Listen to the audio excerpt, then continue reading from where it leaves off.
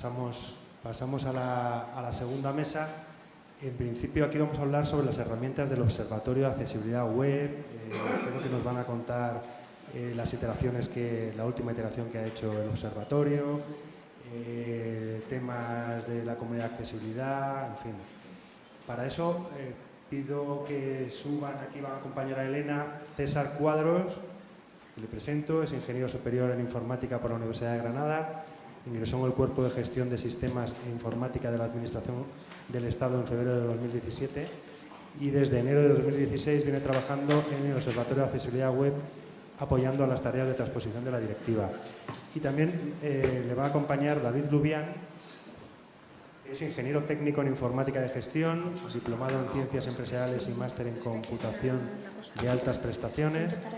Ingresó en el Cuerpo de Gestión de Sistemas e Informática de la Administración del Estado en febrero del 2017 y desde entonces viene trabajando en el Observatorio de Accesibilidad Web y apoyando las tareas de transposición de la directiva. Pues cuando queráis.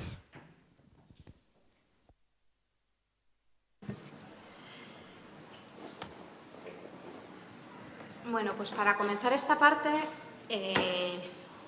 os pongo en contexto. Podemos echar la vista atrás al año 2009, el Real Decreto 1494 de 2007 pedía los requisitos de aplicación a partir del 31 de diciembre del 2008 y damos un paso para atrás y nos desplazamos a 2009.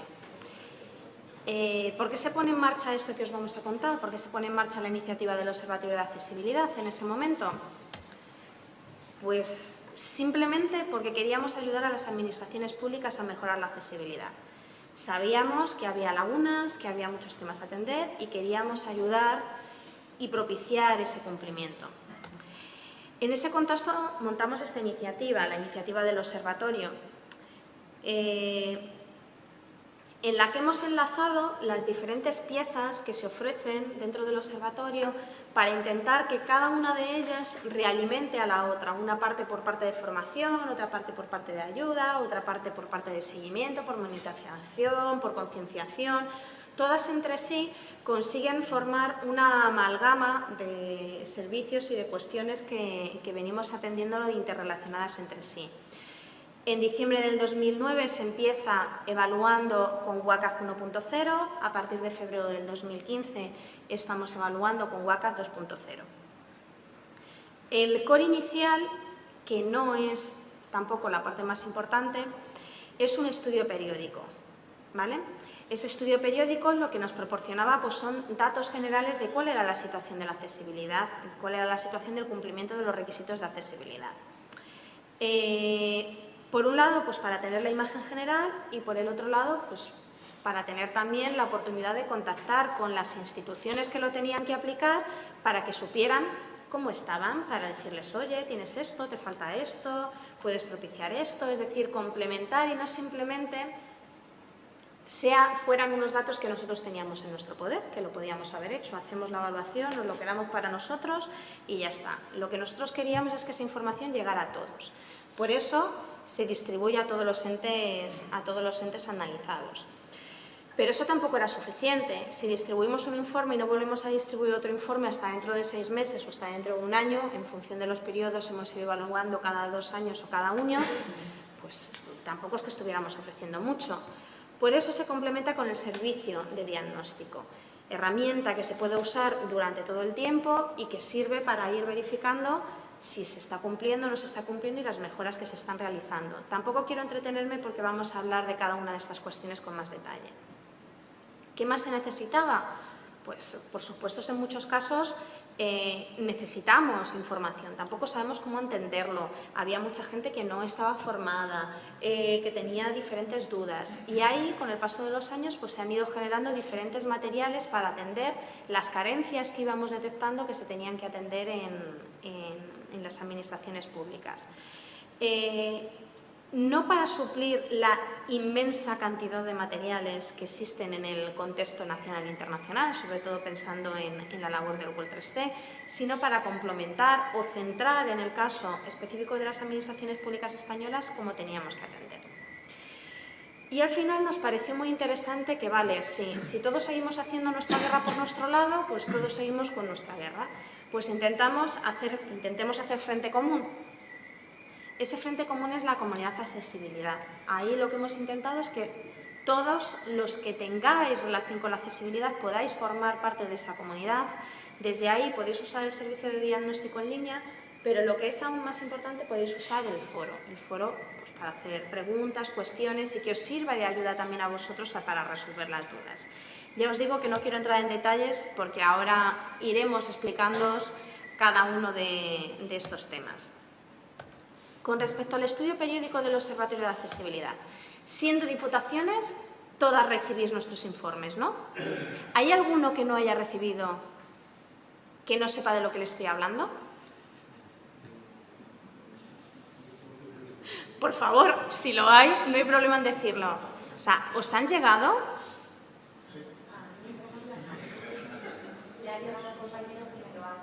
Bueno, a ver, no me preocupa el hecho de que le llegue a otra persona en la institución y esa persona lo traslade a otra parte de la institución. Pues eso es normal. En cualquier caso, o sea, lo que siempre cuando distribuimos, lo que siempre decimos, por favor, si es otra persona la más idónea para recibir la información, notificarlo y nosotros cambiamos el contacto. Eso no tenemos problema. Los que no hayáis recibido nunca estos informes y no sepáis de qué estoy hablando, os rogaría que luego en el café o en lo que sea me digáis quiénes sois, lo vemos, analizamos quiénes son los contactos que tenemos en vuestra institución y vemos compensarlo, porque os tienen que llegar. O sea, de cada una de las iteraciones periódicas que se realizan del observatorio, os distribuimos vuestros resultados individuales.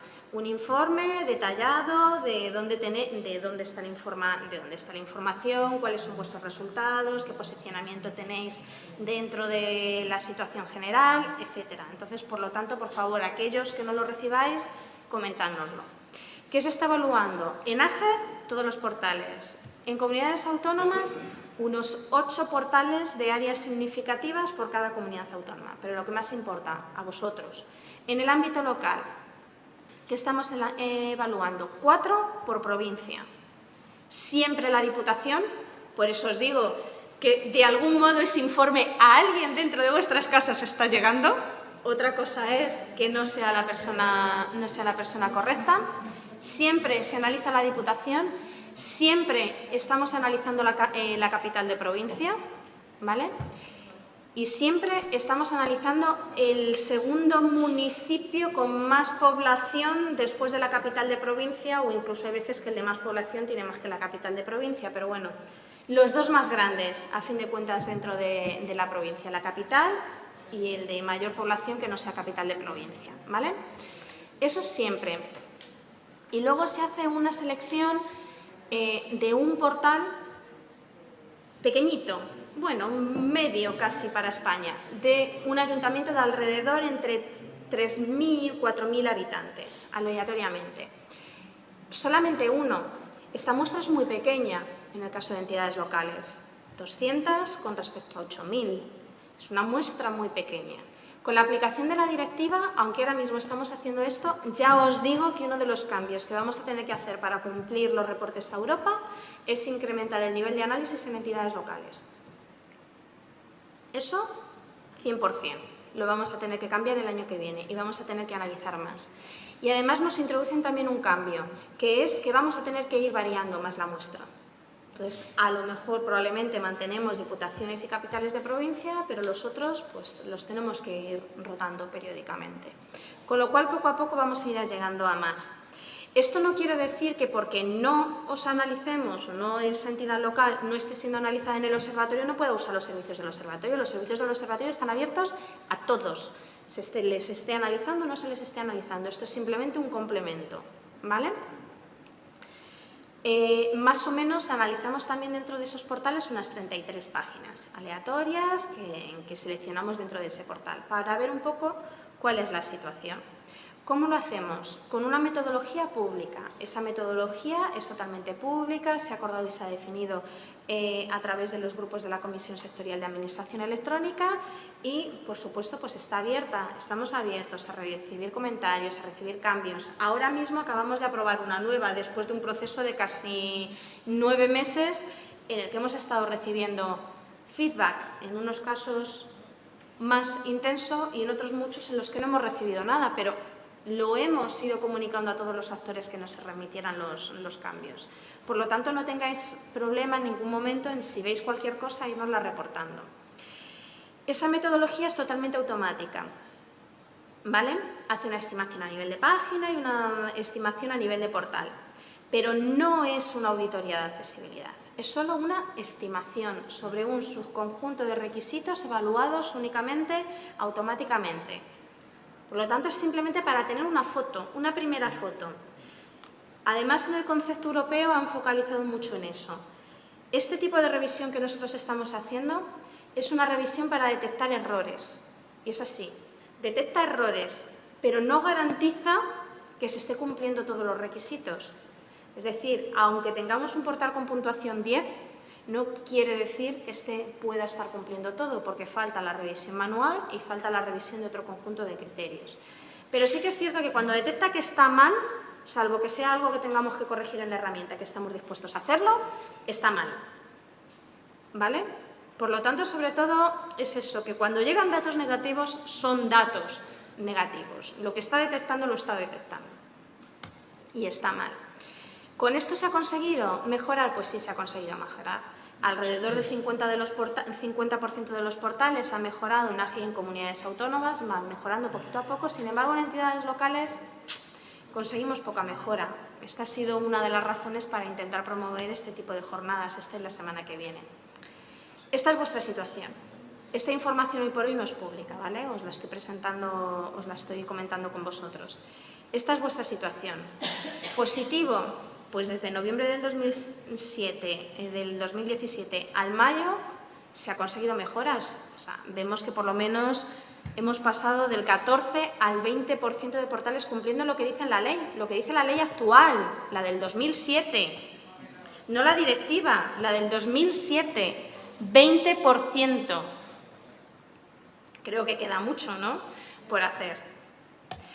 Las diferencias claras, o sea, los que están un poquito mejor son las diputaciones provinciales, aunque veis que todavía queda mucho.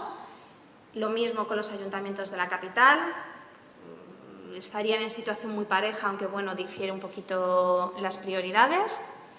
Pero, ¿y los municipios más poblados?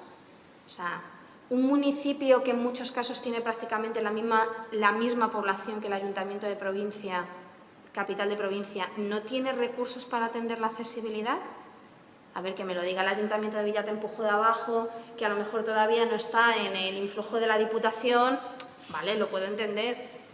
¿El ayuntamiento más poblado de una provincia no puede solucionarlo? O sea, hay algo que no está funcionando, porque las capitales están poniendo las pilas. Sin embargo, los otros, los segundos, no. ¿Por qué? Eso es lo que nos gustaría saber a nosotros para ver en qué podemos ayudar o propiciar. Y sorprendentemente, los pequeñitos, a pesar de todo y de todas sus penurias, vemos que poco a poco, pues oye, van muy poquito a poco, pero van mejorando. Probablemente, y yo quiero confiar en ello por la labor que estáis realizando cada uno de vosotros. Porque en muchos casos a esos pequeñitos sois los que se van cogiendo dentro de la Diputación le va montando su portal ya se lo monta razonablemente bien y bueno, pues poco a poco pues se va manteniendo razonablemente bien, ¿vale? Pero aún así, pues nos sigue quedando mucho por hacer, ¿vale? La foto. Esta es la foto de los últimos resultados, os estamos distribuyendo ahora. Algunos os habrán llegado ya y algunos todavía no habrán llegado.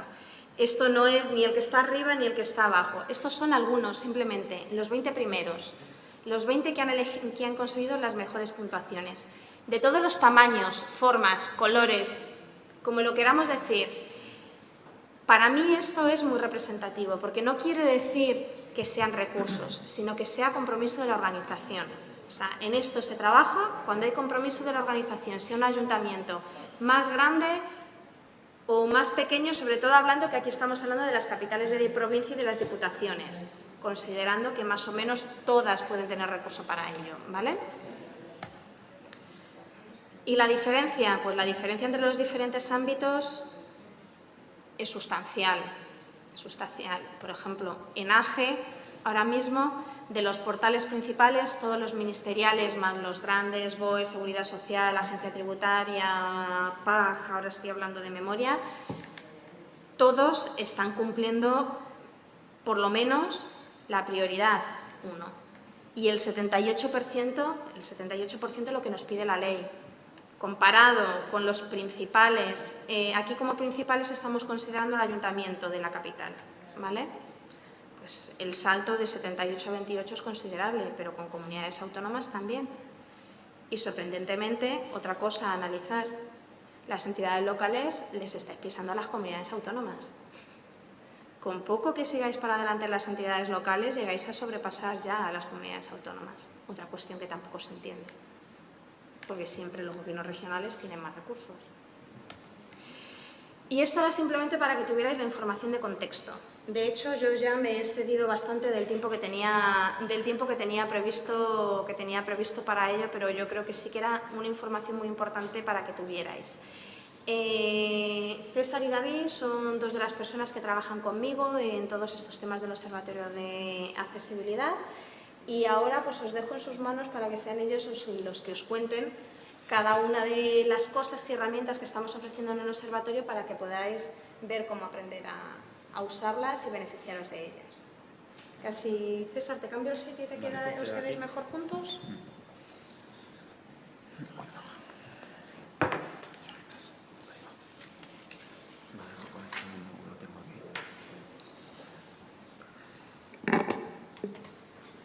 Vale, como comentaba Elena, las transparencias previas, pues una de las patas fundamentales que tenemos dentro de la iniciativa del Observatorio de Accesibilidad Web es la propia comunidad de accesibilidad, que la tenemos pensada para que sea como un punto de encuentro en el que tratemos de ayudar a todas las administraciones públicas para que cumplan los criterios de accesibilidad que nos están exigiendo desde la ley. Bueno, aquí hemos dejado marcada un poco la URL de acceso a esta comunidad de accesibilidad, supongo que la mayoría la conoceréis ya, de todas formas la dejamos aquí, la presentación estará más tarde disponible también, y bueno, desde la propia portada del PAET se podrá acceder también a esta comunidad. Los destinatarios de esta comunidad pues buscamos que sean todos aquellos gestores de portales pertenecientes a administraciones públicas. Bueno, dentro de esta comunidad tenemos una serie de elementos entre los que destacan, bueno, principalmente el servicio de diagnóstico en línea, que lo explicaremos ahora un poco más en detalle a continuación. También buscamos que sea un punto donde se puedan compartir distintas experiencias, conocimientos e información.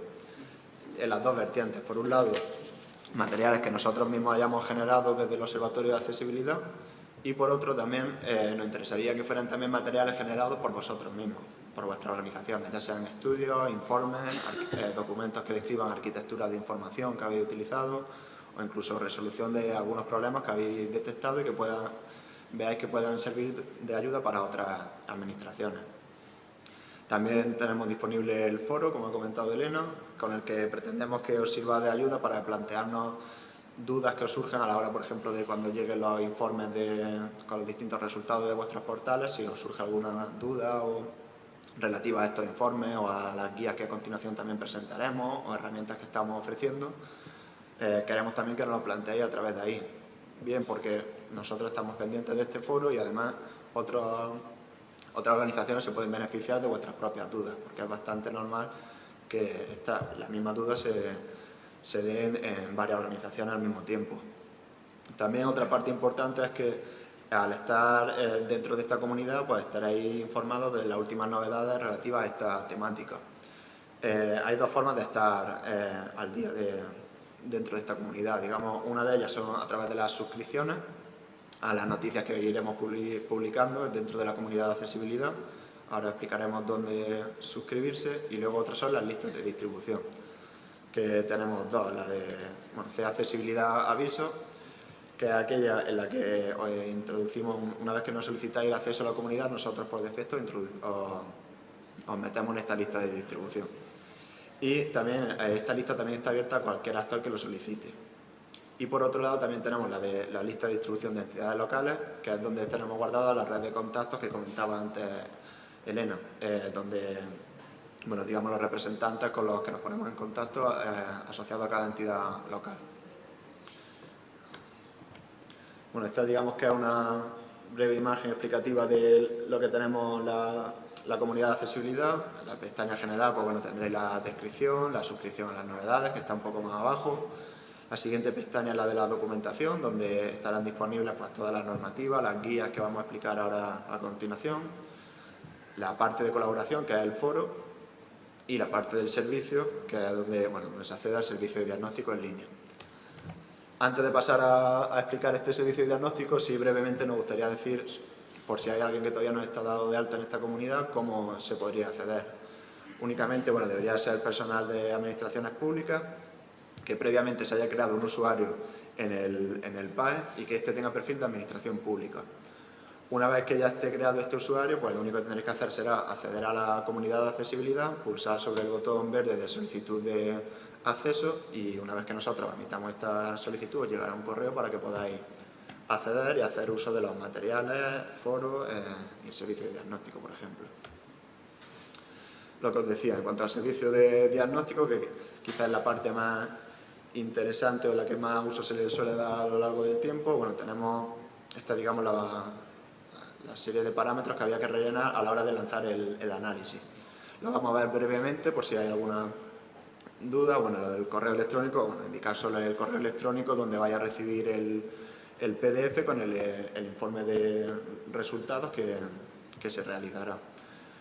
En cuanto al tipo de análisis, pues bueno, hay tres opciones. La del código fuente está más pensada para aquellos portales que no están disponibles a través de Internet, ya sea porque están en fase de desarrollo, o son intranet o requieren una autenticación previa. También está la opción del conjunto de URL, en la que se permite especificar hasta un máximo de 33 URL, sobre las que nosotros realizaremos este análisis. Y en cuanto a la primera opción, que es la que marcamos por defecto, la del sitio web, es la que os va a permitir realizar un análisis a partir de una URL dada. Esta URL la tendréis que introducir en este campo de aquí, el primero de la columna derecha, y luego a jugar un poco con los parámetros de profundidad y amplitud. Con esto queremos decir, por ejemplo, si ponemos una profundidad y amplitud de 1 por 1, únicamente se va a analizar la página que nos estáis dando, digamos la página raíz.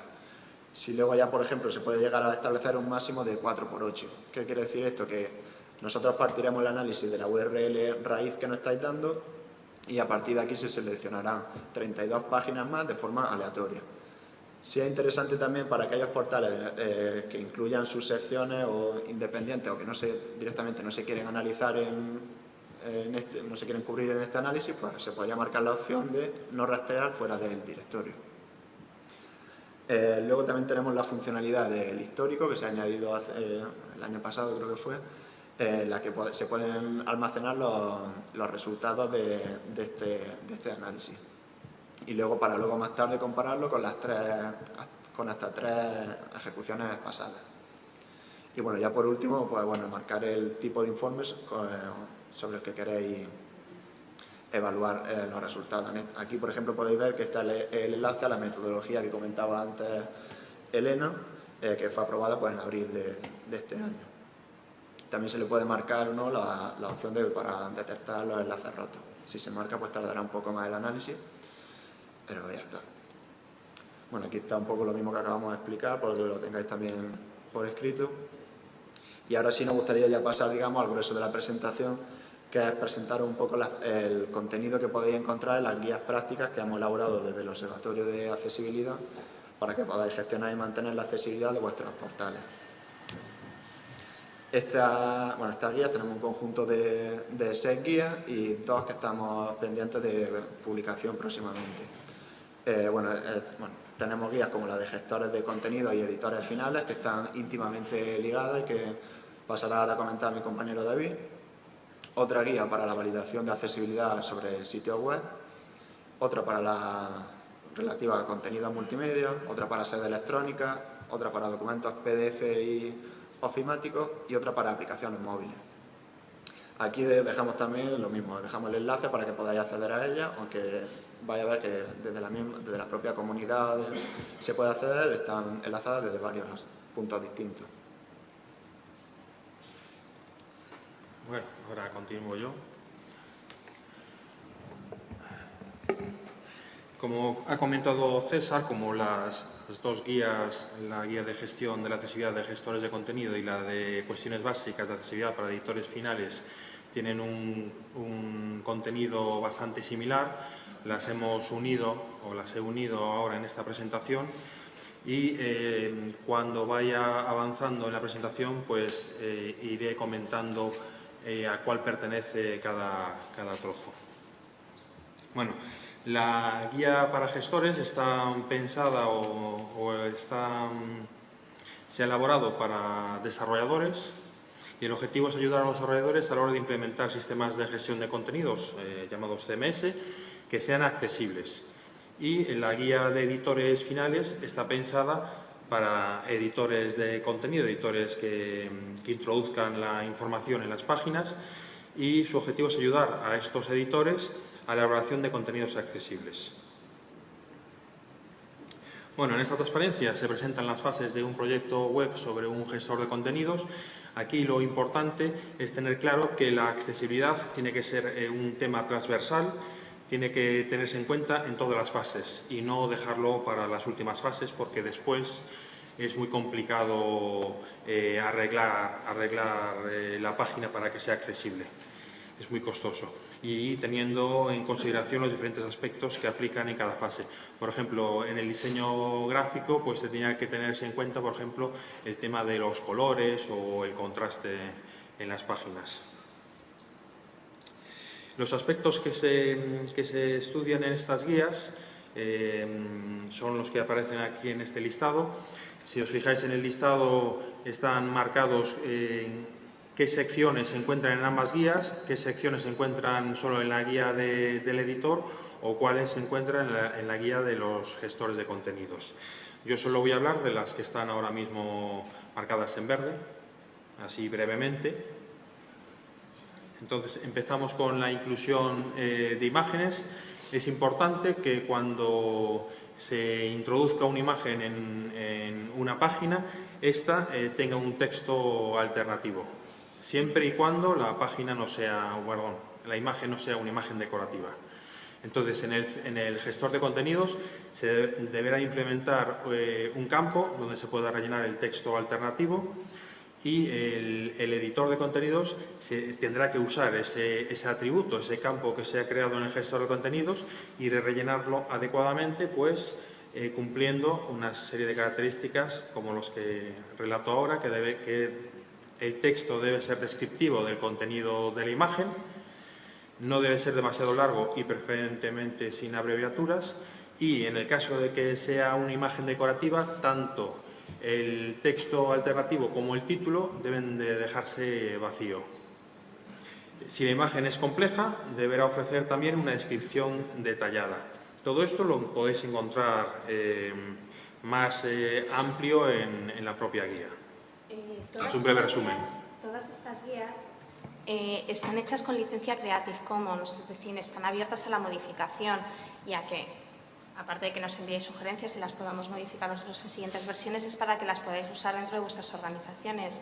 Sobre todo la de editores finales de contenidos es una guía que, aunque nosotros hemos hecho con un editor genérico, simplemente personalizando a vuestro editor concreto esas capturas de pantalla, es algo perfectamente utilizable dentro de vuestra organización, con lo cual tenerlo en cuenta, porque muchas veces lo que les falta precisamente es a esos editores finales de contenidos cómo proceder. Incluso ahí en esa guía se cuenta también cómo lo pueden editar y cómo pueden verificar que lo han editado bien, y todo ligado. Entonces, es una guía que os puede ser de gran interés para usar dentro de vuestras organizaciones. La que tenemos publicada en el portal web está en formato PDF, pues para que se mantenga bien el formato, se imprima bien, adecuadamente, pero si alguno la quiere personalizar, no tenemos ningún inconveniente en pasaros el documento Word para que esas modificaciones las podáis hacer de una forma mucho más sencilla. Bueno, continúo.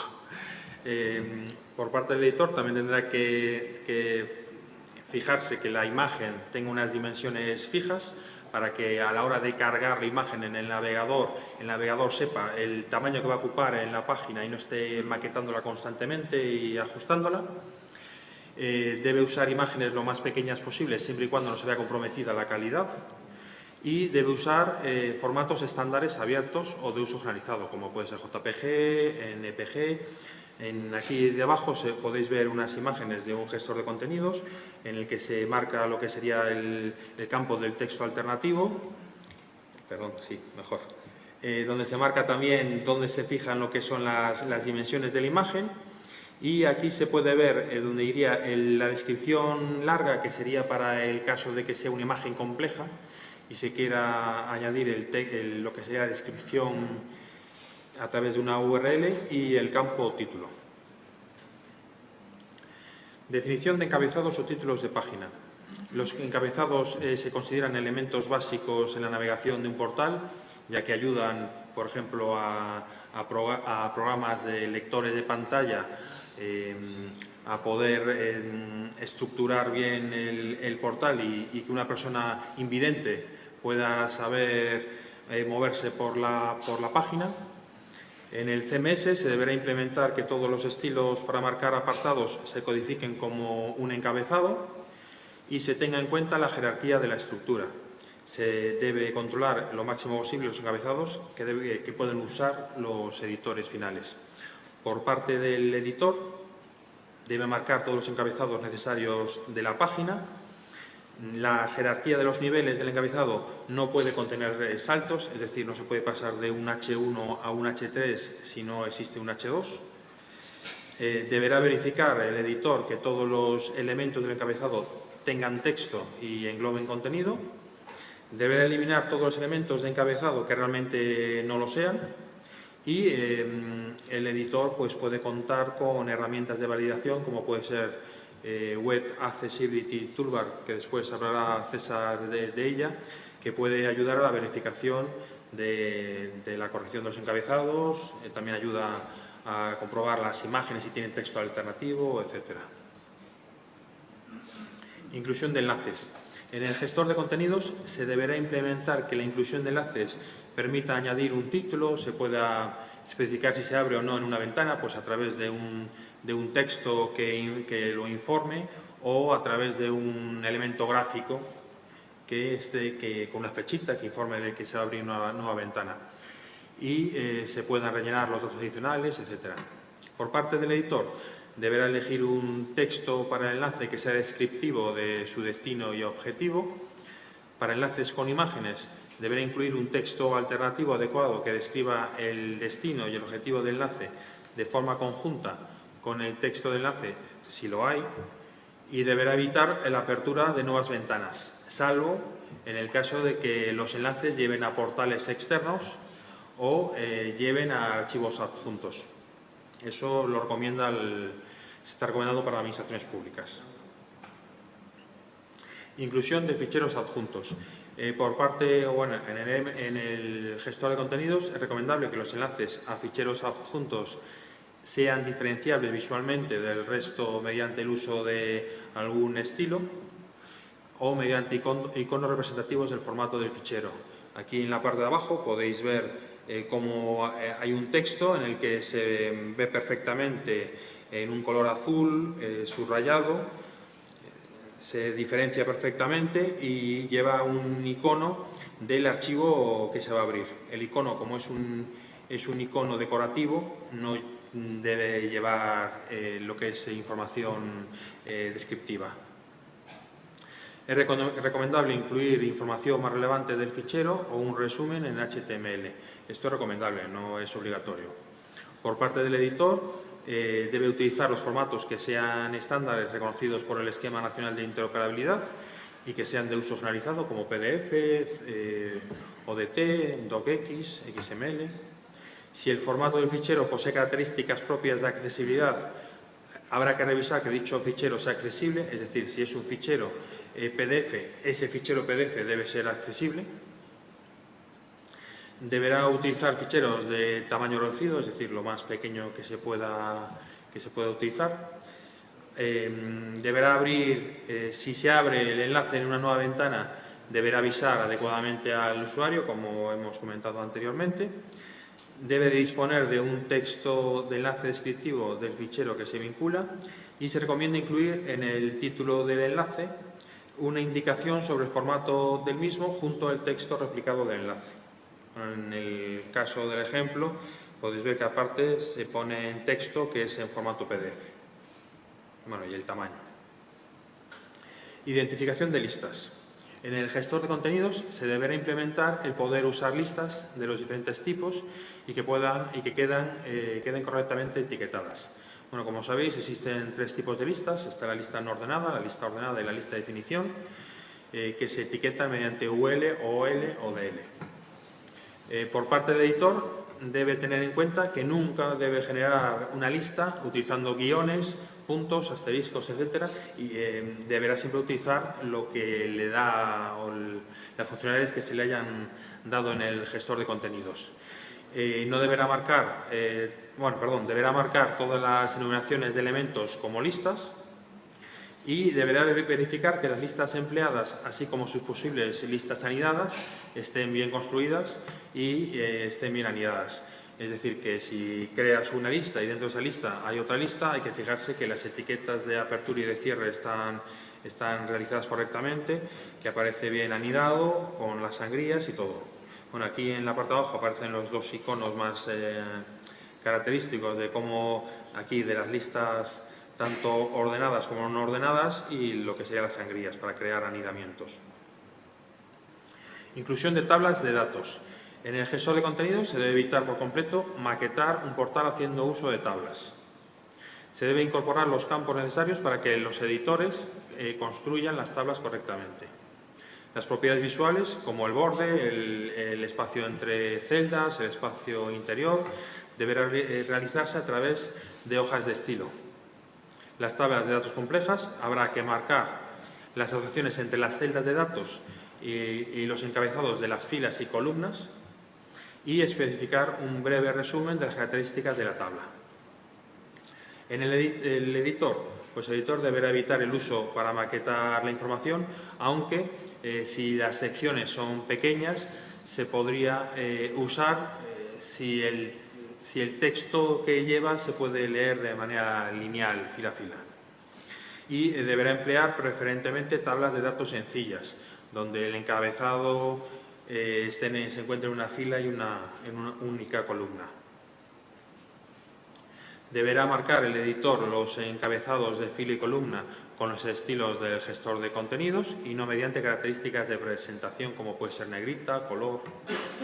Es recomendable especificar un título para la tabla y utilizar unidades de medida relativas, no utilizar píxeles, sino porcentajes para definir las dimensiones de la tabla. En la parte de abajo se pueden ver imágenes del gestor de contenidos, donde pues aquí se ve donde se puede elegir dónde se encuentran los encabezados de la tabla. En este caso está marcado la primera fila.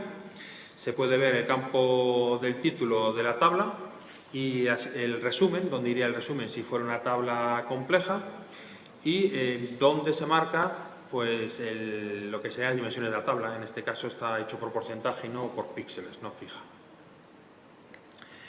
Estilo de edición y aspecto visual del documento. En el gestor de contenidos habrá que implementar los estilos y evitar que se usen en lugares inadecuados de las plantillas. Cuanto más representativas sean las opciones dadas al editor, más fácil será que éste cumpla esos criterios.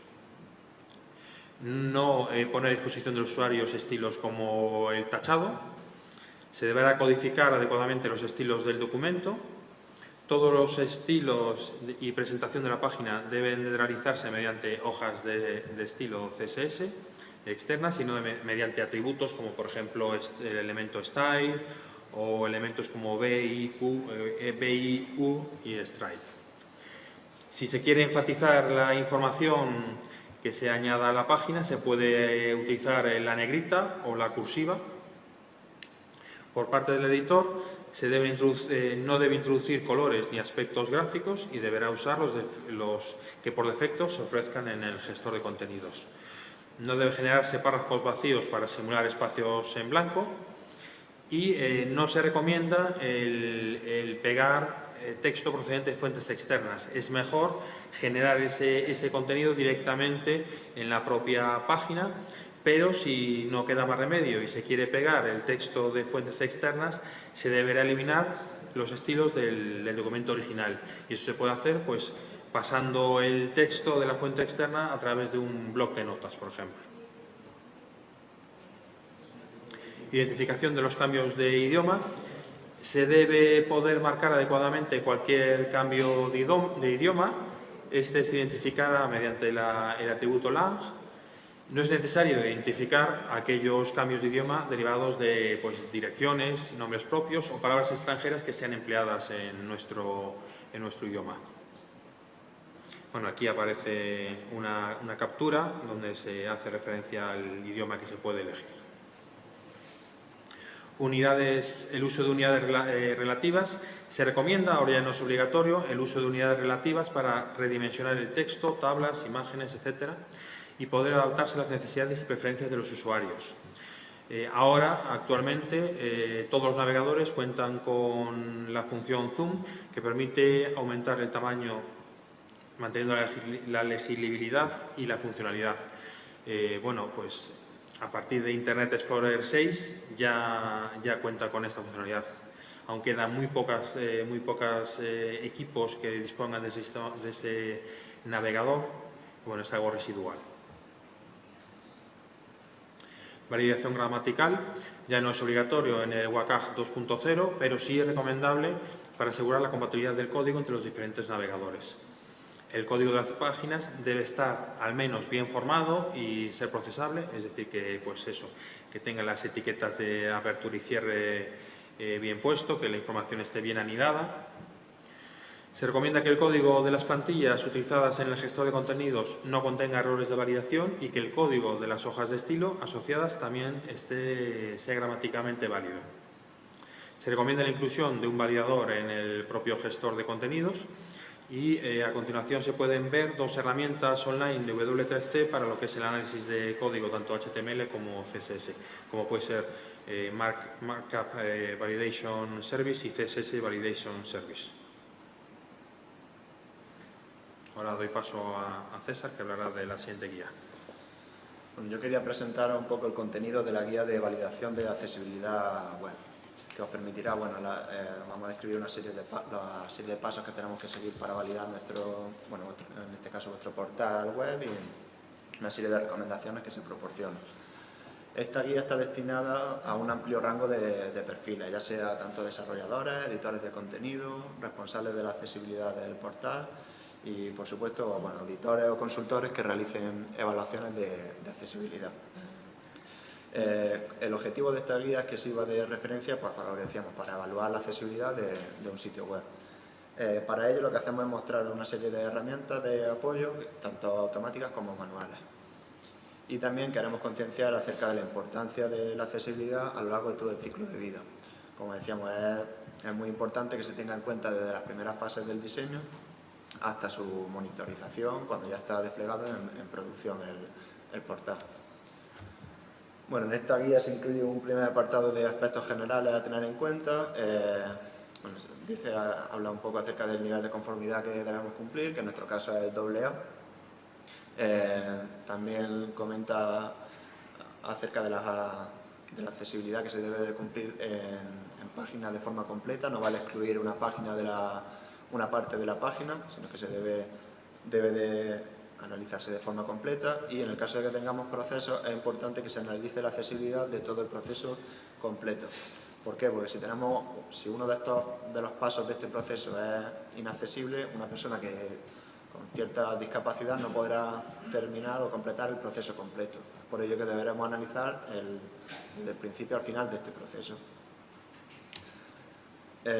Como decíamos, es muy importante ya desde el principio, en la fase de desarrollo, evaluar la accesibilidad.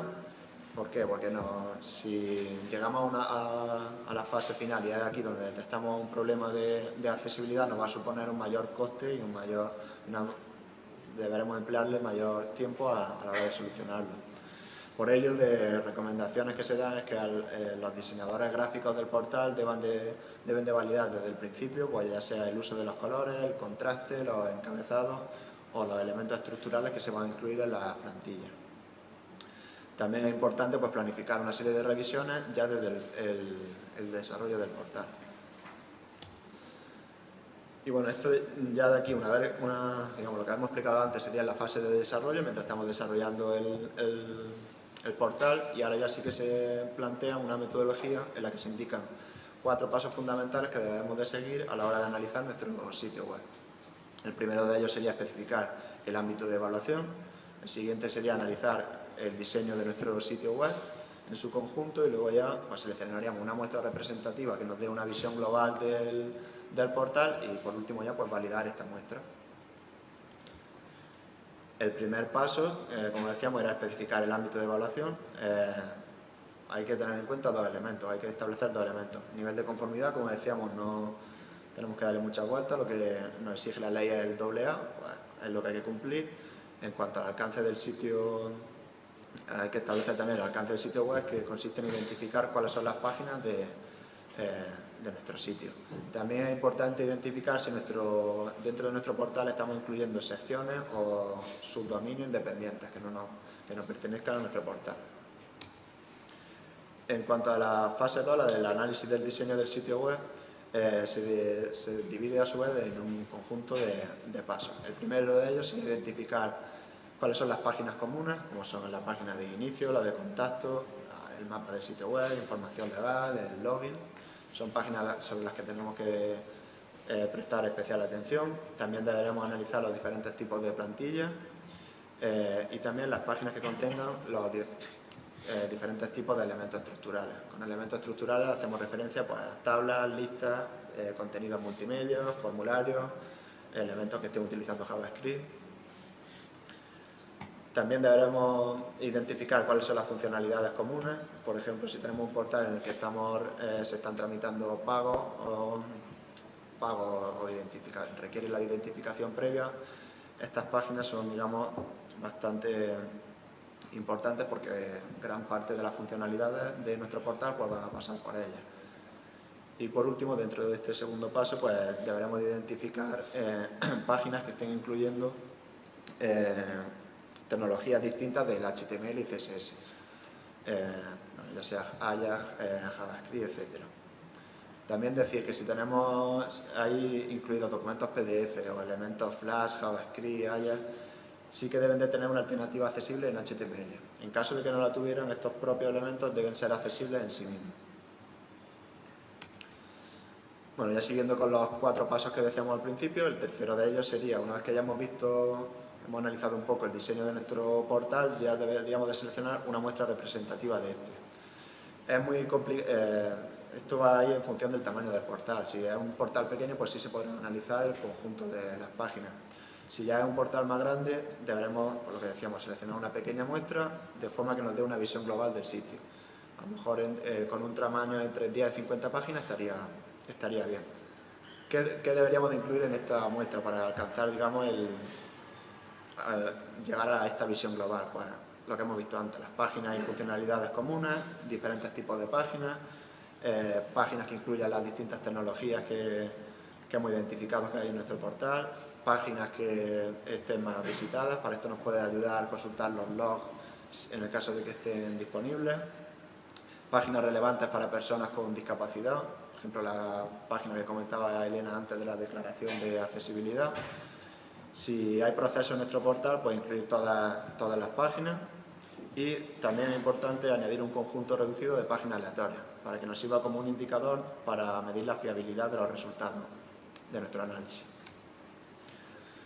Ya por último, una vez que ya tenemos la muestra representativa, lo que vamos a hacer es analizar esta muestra. Como decíamos, tenemos que llegar a alcanzar el nivel AA, y para ello, pues para analizarla, nos vamos a apoyar en herramientas automáticas y manuales. Bueno, hablar un poco sobre este tipo de herramientas. En cuanto a las herramientas automáticas, bueno, como es lógico, vamos a tardar menos tiempo las vamos a utilizar de forma más rápida y no vamos a necesitar un conocimiento previo para utilizarlas. El problema que tienen es que nos detectan todos los problemas de accesibilidad y pueden llegar a dar pues, falsos positivos. Por otro lado, en cuanto a las herramientas de validación manual, pues requieren un mayor tiempo para su ejecución y la persona que la vaya a lanzar pues sí que necesita un conocimiento previo. Lo que sí es importante es que tanto las herramientas automáticas como las manuales son elementos de ayuda. Nunca nos van a dar un análisis completo de nuestro portal. Es por ello que la solución sería combinar ambos métodos, métodos automáticos y métodos manuales. Sí decir que el servicio de diagnóstico que antes presentábamos solo realiza validaciones automáticas sobre algunos requisitos concretos. Siempre deberíamos de complementarlo con validaciones manuales o incluso otras herramientas automáticas que cubran el resto de requisitos. Y bueno, ahora presentaros brevemente algunas herramientas de evaluación automática que se incluyen en esta guía. La primera de ellas es TAU, que posiblemente algunos de vosotros conoceréis, ya que es la más utilizada y en castellano, es gratuita también. Y bueno, a la hora de lanzarse funciona de forma parecida al servicio de diagnóstico. Se lanza el informe y nos detecta pues, bueno, los problemas que ha detectado, advertencias que deberíamos revisar de forma manual, puntos que no ha podido verificar y la línea de código donde están estos problemas. La herramienta Wave también es interesante porque lo muestra todo desde una perspectiva distinta, que es de forma visual sobre la propia página.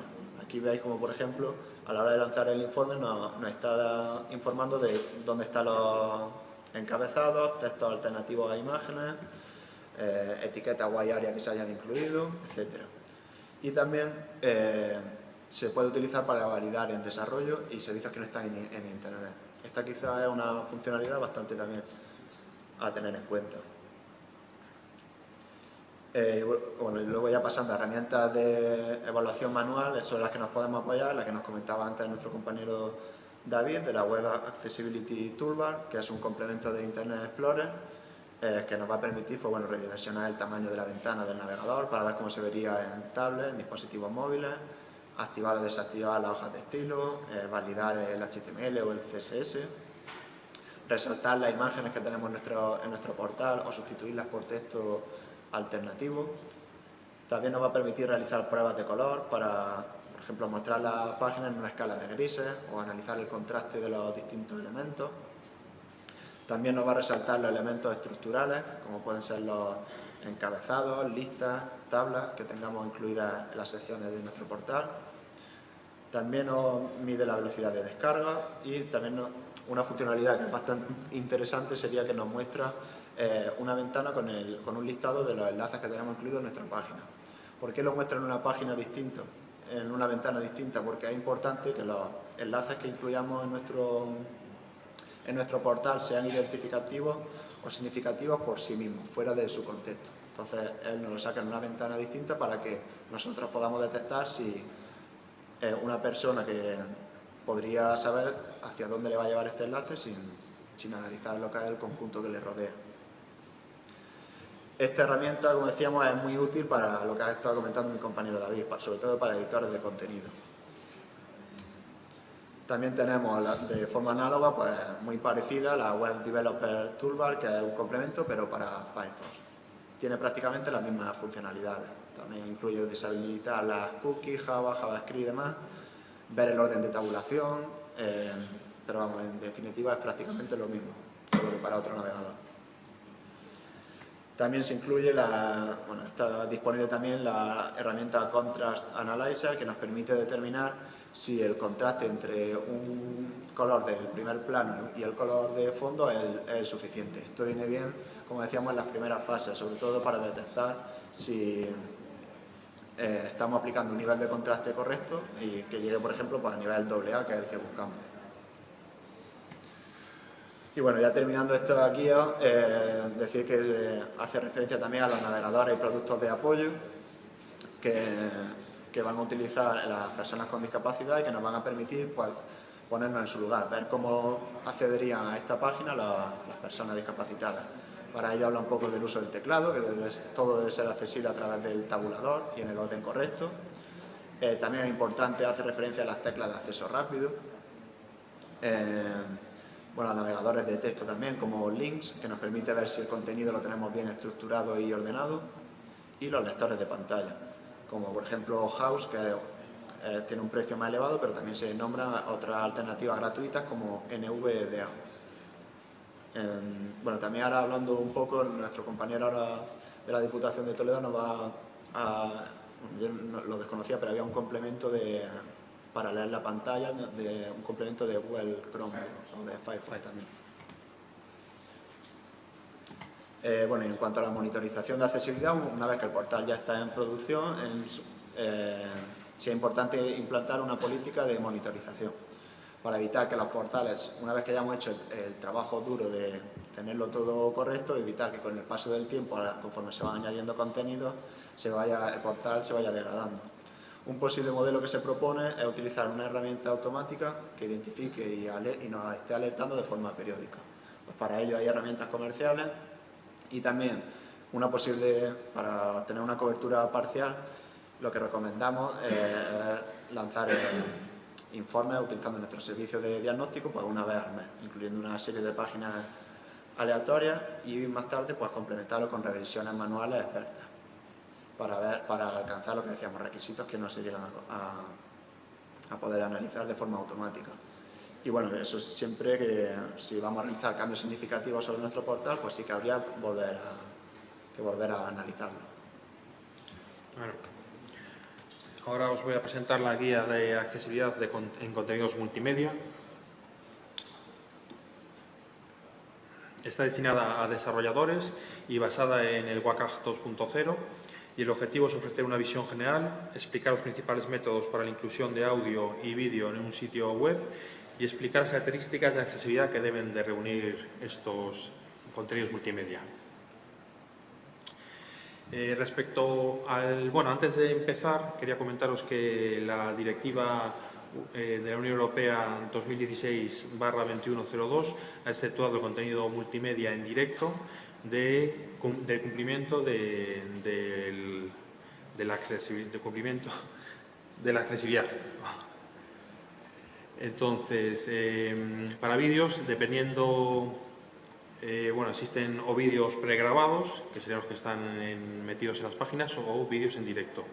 Para que un vídeo alcance una prioridad 1, deberá contar con una transcripción textual, que quiere decir que toda la información auditiva y visual debe estar transcrita. Deberá contar con subtítulos que podrán ir incrustados en el vídeo o en un fichero externo. Los destellos y parpadeos deben ser los apropiados, es decir, los destellos no deben de ser más de 3 destellos por segundo y el parpadeo como máximo 5 segundos. Hay que evitar la reproducción automática del vídeo. Una vez que se carga la página no debe arrancar el vídeo de manera automática.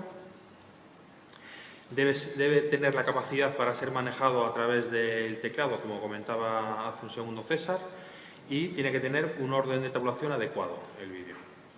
Para cumplir lo que sería o alcanzar un nivel de prioridad 2, para vídeos en directo debería tener unos subtitulados sincronizados en tiempo real, pero ya le digo que no es obligatorio, porque está exceptuado en la directiva europea. Y los vídeos pregrabados deben tener una audiodescripción, quiere decir que tienen que incluir lo que sería una descripción de las imágenes y las escenas en una descripción sonora.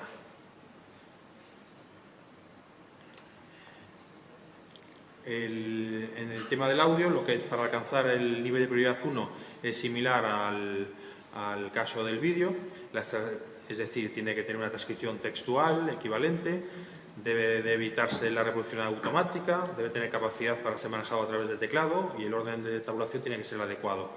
Para alcanzar un nivel de prioridad 2 no existen requisitos adicionales y para alcanzar un nivel de prioridad 3 que no es obligatoria, debería el audio pregrabado debería tener un sonido de fondo muy bajo o ausente y si fuera un audio en directo debería tener una transcripción descriptiva. Por ejemplo, si fuera un discurso en directo, pues se puede a lo mejor presentar el discurso en papel a la vez que se presenta el audio en directo. Ahora doy paso a mi compañero. Vale, ya de forma breve vamos a hacer un repaso de otras guías que nos quedan, ya bastante más rápido, ya que hemos explicado en profundidad las guías previas. La siguiente guía que vamos a explicar es la de accesibilidad en sedes electrónicas, que está más focalizada también en aspectos específicos que se dan en sedes electrónicas, como pueden ser la identificación y firma electrónica, formularios, y bueno, también trata una serie de cuestiones genéricas que aplican a cualquier portal, pero que no vamos a hablar en este caso porque ya hemos hablado antes. También es importante que con esta guía se adjunta un ejemplo de formulario accesible, para que podáis utilizarlo como modelo de referencia. En cuanto a los sistemas de identidad y firma electrónica, pues únicamente decir que el uso de estos no impide que el trámite sea accesible, siempre y cuando la tecnología que estemos utilizando pues, se use de forma accesible y sea compatible con los productos de apoyo. Desde la SGAD, pues decir que se está revisando con respecto a su accesibilidad los productos de identidad y firma electrónica que se ofrecen desde las administraciones públicas. Bueno, esto es lo que decía de los aspectos generales y demás. Bueno, en cuanto a los formularios HTML, pues decir que aspectos claves que hay unas pocas pinceladas a tener en cuenta cuando nos encontramos con un formulario. Las etiquetas deben estar asociadas de forma explícita con sus controles, se debe de marcar adecuadamente la información adicional, como son los campos obligatorios, con etiquetas de obligatorio o incluso el símbolo de asterisco, y mostrar ejemplos de los valores o formatos posibles. También es interesante agrupar correctamente los elementos relacionados dentro del formulario, informar sobre los errores de validación que detectemos. Estos avisos deben de mostrarse en forma de texto y de forma accesible y sobre todo importante antes del formulario, que es cuando realmente serán útiles para las personas que van a rellenar el formulario. Identificar también los pasos en los que se encuentra dentro del proceso para que sepa dónde está en cada momento. Lo que decíamos, proporcionar sugerencias de errores, y en transacciones que tengan implicaciones legales, económicas o pérdidas de información personal, permitir revisar la información antes de enviarla, para que el usuario pueda confirmarla o corregirla en caso de que lo necesite. Y ahora ya brevemente presentaros la guía de accesibilidad sobre documentos PDF. Bueno, decir que no debemos de abusar de documentos PDF, solo en caso para guías, documentos que estén destinados más a ser impresos o aquella información que sea muy extensa, en caso de boletines, actas, etc. En cuanto principalmente vamos a encontrarnos con dos tipos de documentos. Unos que nunca debemos usar, que son los documentos escaneados que no son accesibles porque se presenta todo en forma, digamos, de una imagen y no está bien etiquetado, y sobre los que se presenta nuestra guía está focalizado en documentos que se crean a partir de aplicaciones como Microsoft Word o LibreOffice. ¿Cuál es el objetivo de la guía? Pues que nos sirva de apoyo antes y durante el proceso de elaboración de un documento Word. ¿Para qué? Pues para que tanto este como el documento PDF que obtengamos al final sean accesibles.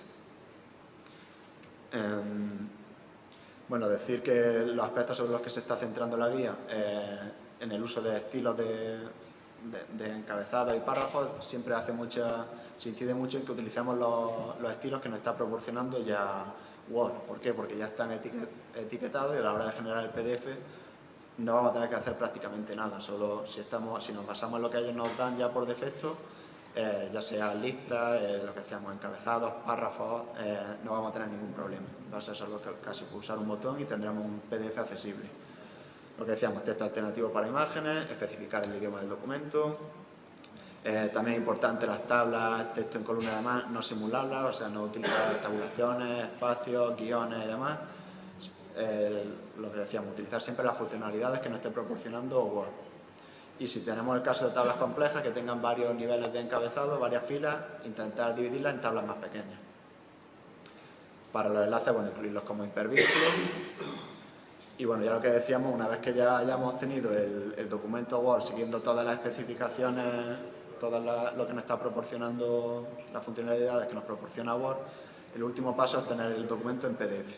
Para ello es muy importante que no utilicemos la funcionalidad de imprimir como PDF. ¿Por qué? Porque directamente todo el trabajo que estamos haciendo antes nos lo cargamos en cuanto a la accesibilidad, porque lo que hace esta opción es generar una imagen del documento. ¿Qué pasa? Que todas las etiquetas que nos va a incorporar Word directamente no nos van a aparecer. Para ello, ¿qué opciones hay? Pues utilizar Adobe Acrobat con un complemento que tiene, que es PDF Maker, y opciones nativas que ya incorpora Word a partir de la versión 2007, que es guardar como PDF. Si utilizamos esta opción, el documento PDF que obtengamos sí que va a ser accesible. Esta última opción es interesante porque no todos los editores de contenido o personas que generen documentos Word van a tener acceso a Adobe Acrobat. Entonces, teniendo la versión de 2007 en adelante, sí que van a poder obtener documentos accesibles. Bueno, decir que en el Word 2010 se añade también una funcionalidad para evaluar la accesibilidad del documento. Y ya brevemente paso a mi compañero David. Bueno, os voy a presentar la guía de accesibilidad de aplicaciones móviles, que es de las últimas guías que hemos publicado. Está basada en lo que es la Directiva Europea 2016/2102 y en la norma EN 301/549, que en breve tendrá una nueva versión. Esta norma se materializa en España como la norma UNEN 301/549 y que podéis descargar a través del portal de Administración Electrónica, el PAE. Tenéis ahí debajo el enlace. La guía está pensada para desarrolladores y evaluadores de aplicaciones móviles y su objetivo es ayudar en la creación y evaluación de aplicaciones móviles accesibles, comprender los distintos tipos de discapacidad existente y detectar las carencias que puedan reducir la accesibilidad en las aplicaciones móviles. Bueno, me olvidé de comentaros que a partir del 23 de junio del 2021 todas las aplicaciones móviles deberán ser accesibles, tanto viejas como nuevas. En la guía se presentan unas buenas prácticas de accesibilidad aplicables al desarrollo de apps. Y lo primero que se comenta es cuál es la responsabilidad del desarrollador. Entonces, el desarrollador es el responsable de que cualquier usuario pueda acceder a toda la información y funcionalidad proporcionada por su aplicación a través de la capa de accesibilidad que pone a disposición las herramientas de apoyo. Después se pasa a hablar de las plataformas y se recomienda no utilizar para el desarrollo de nuestras aplicaciones plataformas que no sean accesibles. Siempre es recomendable utilizar plataformas accesibles como puede ser Android e iOS y si aún así se quiere desarrollar en plataformas no accesibles, pues habrá que tener en cuenta que habrá que suplir la carencia de accesibilidad creando componentes que proporcionen esas mejoras, esas necesidades de accesibilidad, lo que repercute en un gran esfuerzo tanto económico como de personal. Como ya he comentado, los sistemas operativos móviles, si no cuentan con la capa de accesibilidad, no son accesibles y Android e iOS cuentan con esa capa.